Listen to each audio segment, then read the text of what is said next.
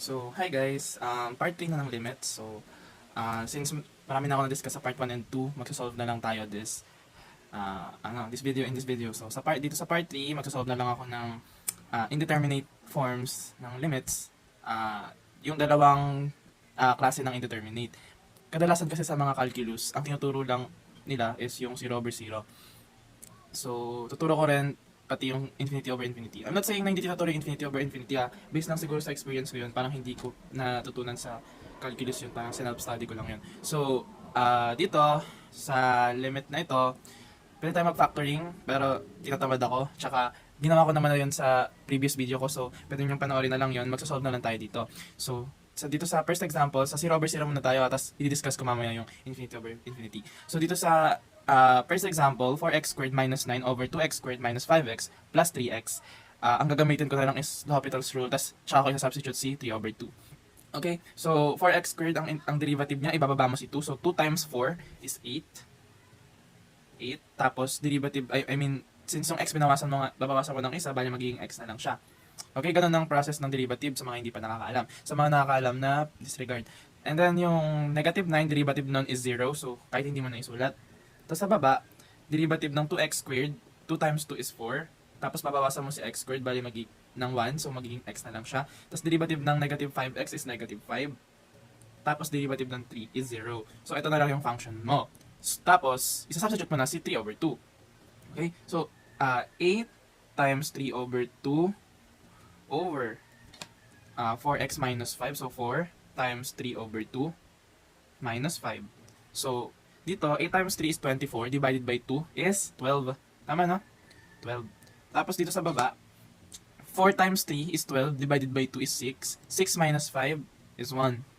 Correct? 4 times 3, 12, divided by 2 is 6, minus 5 is 1. So the limit approaches 12. Okay? 12 over 1 or 12. The limit is 12. Okay? So dito sa isa pa, yung conjugate method, ginagamit siya kapag nasa radical sign. So, ganun ha. Kapag mga ganito, nawala naman sa radical sign, you can factor or you can use, ang tawag dito, L'Hopital's rule or L'Hopital's rule. Dito, pag ginamit mo ito ng L'Hopital's rule, i-derivative mo yung, square root of x. So, bali magiging negative, 1 half times x raised to negative 1 over 2. So, bali medyo complicated. Mas madali para sa akin mag-conjugate method. Since ito yung may radical sign, tatanggalin natin siya sa radical sign, i-multiply mo siya by the conjugate ng square root of x plus 2. Conjugate method, papalitan mo yung x, yung negative ng positive. Tapos, dahil nag-multiply ka nito sa baba, mag-multiply ka rin nito sa taas. So, parang wala kang binago sa function, nag-multiply ka lang by 1. Okay? So, eto times eto, naturo ko na yan, magka-cancel yung dalawa sa gitna.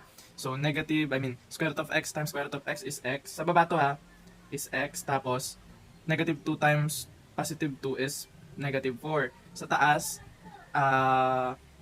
you can just say na x minus 4 times the quantity of square root of x plus 2. Right? Para mabilis. Tapos, since may x minus 4, cancel. Okay? Tapos we're left with square root of x plus 2. So substitute 4. Square root of 4 is 2 plus 2 is 4. So the limit of this function, limit of x minus 4 over square root of x minus 2 as x approaches to 4 is equal to 4. Okay? Malinaw? Malinaw. So, dito naman tayo sa isa, yung infinity over infinity. Dito kasi, may mga lang to, dapat tandaan, 3 cases. So, una, sa, di ba makikita mo, ina-approach niya is infinity. Uy, paano yun i-evaluate? So, when you direct substitute infinity here, so 5 times infinity is infinity, tapos infinity raised to 3 is infinity. So, magiging infinity over infinity to. So, ang dapat mo lang gawin dito is, i-divide mo siya by the highest degree. Pero, wag mo na.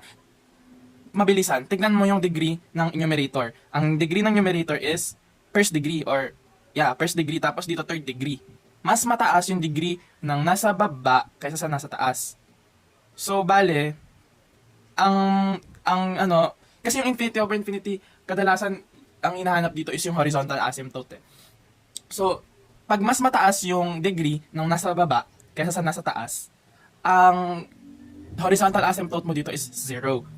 This is actually 0. Pero, papakita ko kung paano mo siya makukuha ng 0. So, i-divide mo to i-divide mo to by x. Sige, divide mo siya by x. Divide mo siya by x. So, divided by x, divided by x. So, 5x divided by x is 5. 2 divided by x is 2 over x. Tapos sa baba, x cubed divided by x is x squared. Tapos, negative 1 divided by x is 1 over x. Tapos, pwede mo na i-substitute siguro sa infinity dito, right?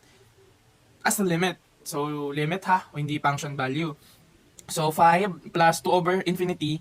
So, any number na dinidivide sa infinity, nag-a-approach ng 0. So, syempre, di ba hatiin mo ng infinite times yung number, mag-a-approach talaga ng 0 yon. Kasi yung infinity hindi naman siya actually value. It is a representation of diverging or yung paglaki or never-ending value.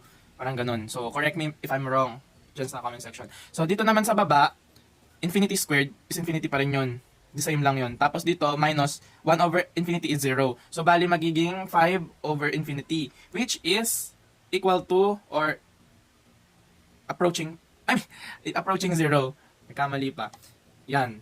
So, tandaan, kapag mas mataas ang degree, mas mataas ang degree ng denominator, so, degree, paano ko ba isusulat yun? Deg of denominator is mas mataas sa degree of numerator, the limit is 0. The limit is 0. Kapag in-approach mo infinity ha. Tapos dito naman, since ito, paano to equal?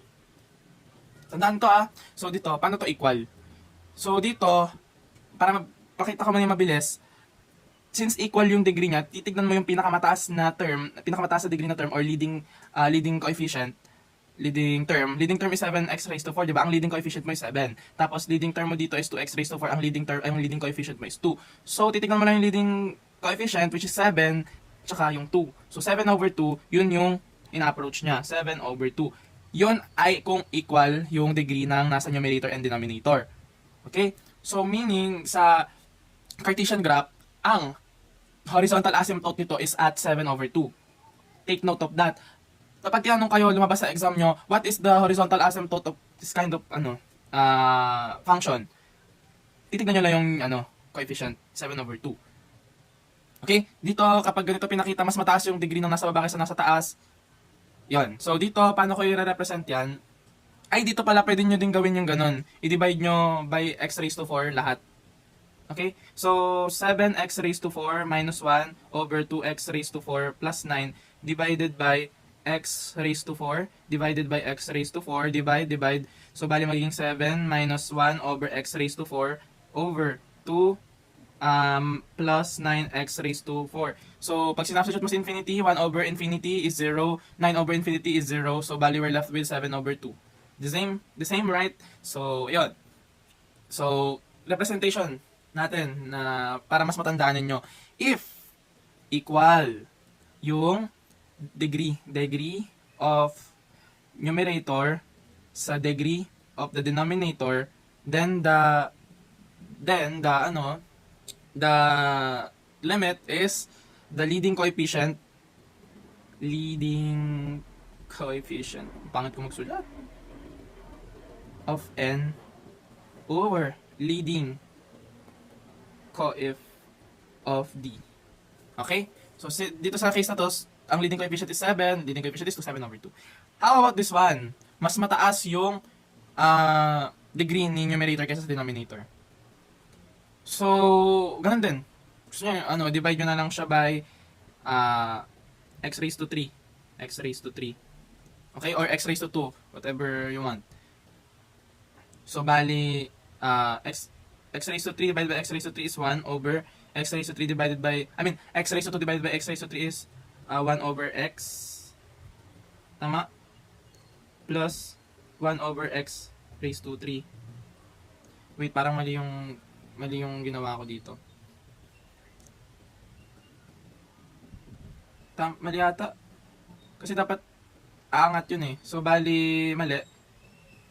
Wait lang. Let me correct. So, i-divide natin by x raised to 2.